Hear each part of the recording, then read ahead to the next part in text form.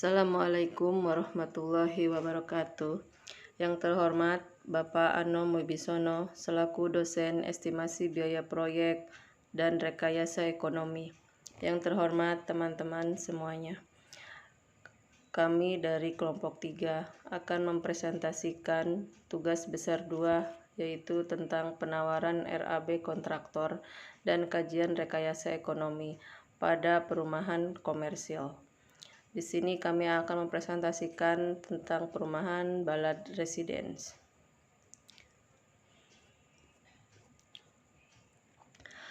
Kami kelompok 3 Kurva S terdiri dari 1. Imam Taufik Hidayat, 2. Bagus Adi Maulana Putra, 3. Trian Khairul Afrijar, 4. Adial A'raf, 5. Joko Hermanto, 6. Eti Suryati, 7. Irfan Reja Pratama, dan 9. Joko Janwarko Adi Wibowo. Di sini saya akan mempresentasikan mengenai informasi proyek. Di antaranya yaitu latar belakang proyek. Rumah merupakan kebutuhan pokok setiap orang, dan negara menjamin pemenuhannya. Tempat tinggal mempunyai peran strategis dalam pembentukan watak dan kepribadian bangsa, serta sebagai salah satu upaya membangun manusia Indonesia seutuhnya, berjati diri, mandiri, dan produktif. Pemenuhan kebutuhan perumahan tersebut salah satunya dapat dilakukan dengan pembangunan perumahan dan kawasan permukiman yang baik. Untuk mewujudkan keseimbangan kepentingan, terutama bagi masyarakat berpendapat rendah, serta menjamin terwujudnya rumah yang layak huni dan terjangkau dalam lingkungan yang sehat, aman, serasi, teratur, terencana, terpadu, dan berkelanjutan. Kota Depok adalah sebuah kota di Provinsi Jawa Barat. Kota ini terletak tepat di selatan Jakarta, yakni antara Jakarta dan Bogor. Karena letaknya yang cukup strategis dari pusat kota dan masih memiliki lahan dan sumber daya alam yang cukup untuk memenuhi kebutuhan masyarakat akan perumahan dan permukiman. Maka dari itu, kami berusaha membangun perumahan komersil Balad Residence di daerah Curug, Bojong Sari, Depok. Data proyek. Nama proyek yaitu Proyek Perumahan Balad Residence. Lokasi di Jalan Balad Curug, Kecamatan Bojong Sari, Kota Depok, Jawa Barat. Developernya yaitu Ausan Property. Tipe bangunannya yaitu perumahan dengan rumah tipe 80/108. Luas area perumahan yang akan dibangun yaitu 1,7 hektar.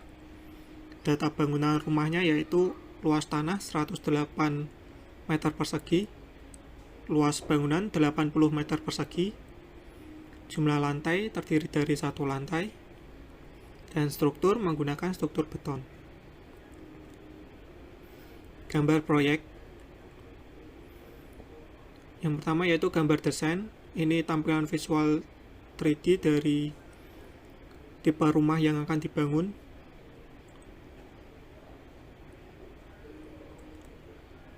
Lalu ada gambar kerja, gambar denah, dan atap.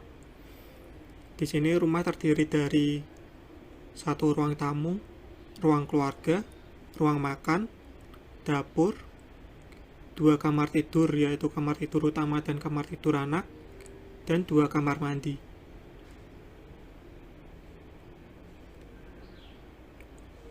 Lalu ada gambar tampak depan dan potongan. Di sini struktur menggunakan struktur beton dan atap menggunakan rangka atap baja ringan.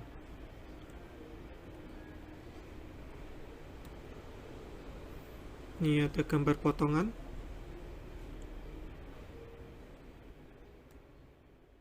Assalamualaikum warahmatullahi wabarakatuh. Perkenalkan, saya Joko Hermanto dari kelompok 3 Kurva S, mata kuliah Rekayasa Ekonomi dan Estimasi Biaya. Baiklah, dalam paparan tugas besar 2 ini saya akan menjelaskan bagian daripada pemaparan saya tentang RAP, rencana anggaran biaya ya. Dalam tugas besar 2 ini kami membuat susunan bahwa kontraktor membuat penawaran turun daripada 15% dari harga owner estimate yang telah dibuat pada tugas besar 1, yaitu sebesar Rp390.324.000, dan kita buat menjadi turun 15%, dan akhirnya menjadi sekitar kurang lebih di angka Rp331.775.400. Baiklah, dalam membuat rencana anggaran biaya yang diajukan oleh kontraktor ini, saya menganalisa kembali analisa harga satuan upah dan material, dan hasilnya saya mendapatkan untuk harga upah yang berbeda untuk persatuannya, dan juga harga material yang berbeda untuk satuannya daripada harga satuan yang telah dibuat pada tugas besar 1 yang merupakan nilai dari owner estimate. Jadi dalam membuat analisa harga satuan untuk tiap item pekerjaan itu, saya turunkan masing-masing bervariasi nilainya, dan juga ada yang tetap mungkin, dan intinya sih agar nilainya itu bisa mencapai penurunan sebesar 15% daripada tugas besar 1 itu. Jadi setiap analisa harga satuan pada rencana anggaran biaya pada tugas besar 2 ini saya hitung masing-masing pada analisa untuk upah dan bahannya juga seperti ini. Dan tidak lupa juga saya menghitung overhead dan profitnya turun menjadi 3%, yang dari awal merupakan 10%, yang disitu adalah merupakan termasuk harga owner estimate. Jadi kita turunkan menjadi 3% agar nilainya bisa turun menjadi 15% dari harga keseluruhan tadi.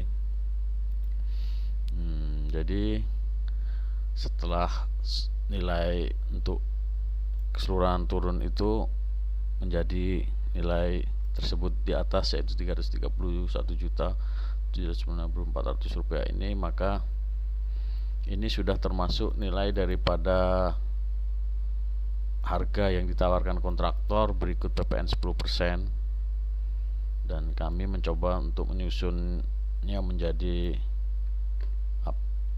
kurva S agar bisa kami rencanakan rencana kerja ke depannya. Presentasi nilai owner estimate. Nah, di sini nilainya semua sudah ditambahkan PPN 10%, yaitu Rp390.324.000. Presentasi nilai kontraktor yang sudah dijumlahkan berikut dengan PPN-nya 10%. Rp331.775.400. Nah, di sini ada pada pokok pembahasannya, yaitu dengan kurva S. Di bulan pertama minggu keempat, presentasi bobot 30,47%, berikut kumulatif bulanan. Dan di bulan kedua minggu ke-8 45,18% dengan kumulatif bulanan 75,65%. Dan di bulan ketiga minggu ke-12 24,35% dan kumulatif bulanannya 100%. Oke, dan selanjutnya kita memasuki pada bab kajian rekayasa ekonomi. Di bab ini kita akan membahas dan mengkaji untuk kelayakan bisnis yang akan kita jalankan dengan menghitung parameter seperti BEP, NPV, PI, dan IRR. Nah, sebelum kita menghitung indikator tersebut, kita juga diharuskan untuk mengumpulkan asumsi-asumsi yang muncul untuk menghitung indikator tersebut. Asumsi yang muncul yaitu yang pertama, kenaikan tarif per 2 tahun sebesar 15%, inflasi per tahun 5%, tingkat bunga pinjaman 10%, tenor 20 tahun, penyusutan 20 tahun, pajak per tahun 10%, diskon faktor 8%, proseduri laba setelah pajak 95%, dengan masa pelaksanaan konstruksi 3 bulan yang memiliki luas lahan sebesar 108 meter persegi. Untuk perhitungan harga sewa properti, kita menggunakan metode harga properti dikalikan dengan cap rate, yaitu sebesar 15%. Sehingga harga sewa properti per tahun yaitu sebesar Rp67.050.000. Dan biaya maintenance kita asumsikan sebesar 1% per tahun dari harga properti, yaitu sebesar Rp4,4 juta. Dan selanjutnya untuk total investasi, kita terdiri dari tanah sebesar Rp100 juta, bangunan Rp332 juta, dan biaya variabel sebesar Rp15 juta, sehingga total investasi kita sebesar Rp447 juta. Dan selanjutnya untuk total pendapatan tahun pertama yaitu sebesar Rp79.050.000 dengan rincian tarif sewa sebesar 5,5 juta per bulan dan service charge sebesar 1 juta per bulan. Ada pula biaya-biaya lain seperti biaya umum yaitu sebesar 12 juta per tahun dan biaya pemeliharaan per tahun sebesar 4,4 juta per tahun dengan total biaya lain sebesar 16,4 juta rupiah. Assalamualaikum warahmatullahi wabarakatuh. Perkenalkan, nama saya Adel Arab. Saya di sini perwakilan dari kelompok 3, kelompok kurva S, yang akan memaparkan tentang pinjaman bank pada proyek Barat Residensinya. Oke, baik. Di situ tertulis PH 70%, pinjaman 312 juta rupiah, bunga 10%, tenor 20. Baik, sebelum saya menjelaskan lebih jauh tentang pinjaman bank ini, saya menjelaskan apa itu pinjaman, apa itu bunga, apa itu tenor. Oke. Di sini tertulis pinjaman 312,9 juta rupiah. Oke. Menilik ke pinjaman. Apa itu pinjaman? Pinjaman itu adalah suatu jenis hutang yang disediakan oleh individu atau lembaga keuangan, kalau kita ini bank ya, kepada debitur, biasanya dengan bunga. Berdasarkan kesepakatan pinjaman, debitur diwajibkan untuk melunasi hutang pinjaman bersamaan dengan bunga yang ditentukan secara bertahap dalam jangka waktu tertentu. Oke, di sini kan pinjamannya 312 juta rupiah. Untuk bunga sebesar 10%. Oke, apa itu bunga? Bunga itu biaya yang dibayarkan saat membayar jasa atas peminjaman uang yang diberikan oleh bank dalam periode tertentu. Bunga ditentukan melalui persentase dari jumlah simpanan atau jumlah pinjaman. Itu yang dinamakan dengan bunga. Oke. 20. Tenor. Tenor di sini itu jangka waktu masa pinjaman yang biasanya ditentukan dalam bulan atau tahun. Pada dasarnya tenor yang diberikan untuk kredit sebuah mobil ya, atau di sini keuangan instrumen bank ya. Di sini tenornya 20. Oke. Saya akan menjelaskan. Di sini ada tenor, tahun, pinjaman, pokok, bunga, pokok plus bunga. Sini tenor pertama, tenor kedua ya, tahun pertama, tahun kedua, tahun ketiga. Di sini ada pokok, bunga, pokok plus bunga. Oke, untuk tenor pertama di tahun pertama itu pinjaman sebesar 313 juta rupiah. Untuk tahun pertama pokok ya belum ada ya. Untuk bunganya di 16 juta rupiah. Berarti pokok plus bunga itu pokok plus bunga itu sebesar 16 juta rupiah, masih di angka 16 juta rupiah. Untuk tenor kedua di tahun kedua itu pinjaman 313 juta rupiah. Untuk pokok 16 juta rupiah dan bunga naik sebesar menjadi 31 juta rupiah. Baik, untuk pokok plus bunga 16 juta ditambah 31 juta rupiah itu sama dengan 47 juta rupiah. Untuk tenor ketiga di tahun ketiga pinjaman itu nurun menjadi 297 juta rupiah nilainya. Untuk pokok sebesar 16 juta rupiah, stagnan di angka 16 juta. Untuk bunganya turun 1 juta daripada tahun sebelumnya ya. Tahun sesudahnya ya. Menjadi 30 juta rupiah. Berarti untuk pokok plus bunga itu 16 tambah 30 sama dengan 45 juta rupiah untuk di tenor ketiga. Untuk di tenor keempat, di tahun keempat itu pinjaman 282 juta rupiah. Untuk pokoknya itu stagnan di angka 16 juta rupiah. Dan bunga turun 2 juta di tahun setelahnya. Di tahun sebelumnya. Menjadi 28 juta rupiah. Pokok plus bunga berarti 16 tambah 28 sama dengan 44 juta rupiah. Begitu seterusnya sampai tenor ke-21 tahun 21 ya. Kalau kita lihat di sini ya, untuk pokoknya di tenor ke-21 12 juta rupiah sesuai dengan pinjaman. Oke. Untuk bunganya lebih lucu di sini, angkanya lebih gede, yaitu 344 juta rupiah ditambah dengan bunga ya. Nah, untuk pokok plus bunga yaitu 57,87 juta rupiah. Nah, begitulah pinjaman bank nilai angkanya untuk proyek Balad Residence. Baik. Assalamualaikum warahmatullahi wabarakatuh. Saya Trian Khairul Afrizal di sini akan menjelaskan kajian rekayasa ekonomi. Langsung ke proyeksi cash flow. Penerimaan proses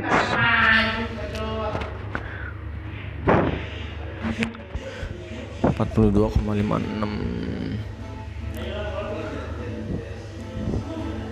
Di sini langsung aja lihat aja ya, langsung totalnya jadinya 6.071.000. Prosesnya pokoknya 406. Kalau dari hitungan di sini arus kasnya sudah lancar ya. Langsung ke perhitungan rekayasa ekonominya saja ya. Pembangunan perumahan, proyeksi laba rugi. Di sini ada tabel pendapatan, biaya opsi dan umum, biaya opsi dan umum, laba operasi, penyusutan, laba SBI bunga, laba SBI pajak, laba STI pajak, proses dengan pinjaman dan tanpa pinjaman, present value dengan pinjaman dan tanpa pinjaman. Di sini present value maksudnya nilai uang saat ini dari nilai uang masa datang yang kemudian didiskontokan sesuai tingkat diskontokan yang berlaku. Di sini langsung lihat aja ya totalnya nih.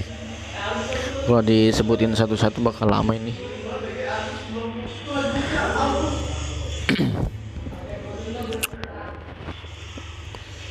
Payback periode tahun ke-8 bulan ke-7 dengan pinjaman NPV-nya 1.247.000.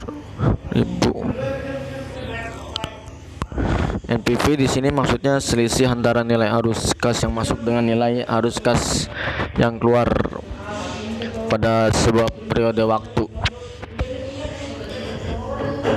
Ini payback periode tahun 8 bulan ke-7, NPV-nya 1.247.000. Dengan pinjaman, kalau tanpa pinjaman tahun ke-5 bulan ke-9 1.719. Profitability index di sini yang dimaksud dengan profitability index adalah metode pendekatan yang hampir sama dengan NPV, net present value, untuk setiap rupiah yang diinvestasikan. Dengan pinjaman di sini 3,79, tanpa pinjaman 4,85.